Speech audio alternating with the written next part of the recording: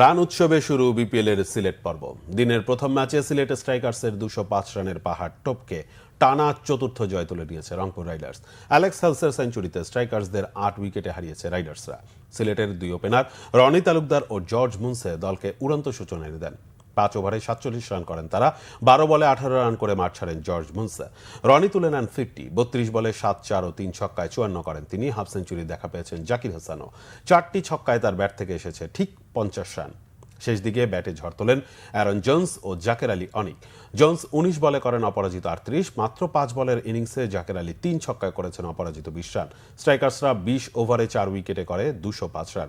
বিশাল রানের টার্গেট। শুরুতেই তরুণ আজিজুল হাকিম তামিমের উইকেট হারিয়ে ব্যাকফুটে রংপুর। তবে ঘুরে দাঁড়াতে বেশি সময় নেয়নি তারা। দ্বিতীয় উইকেটে অ্যালেক্স হেলস ও সাইফ হাসানের ঝড়।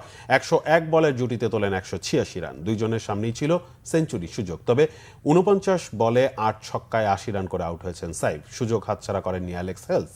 তার উইলো থেকে এসেছে 60টি ছক্কা, সঙ্গে 10টি চার। তার 56 বলে অপরাজিত 113 রানের ইনিংসে 2 উইকেট হারিয়ে জয় তুলে নেয় রংপুর। 4 ম্যাচে টানা চতুর্থ জয় রংপুরের। অন্যদিকে 2 ম্যাচ খেলেও জয়ের খাতা খুলতে পারেনি সিলেট।